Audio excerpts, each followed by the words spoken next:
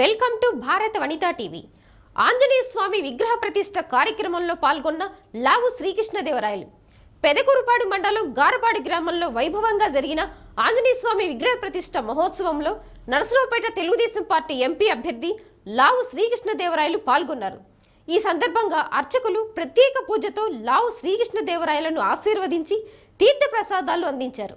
ఈ విగ్రహ ప్రతిష్ఠ కార్యక్రమానికి వేలాదిగా భక్తులు హాజరయ్యారు.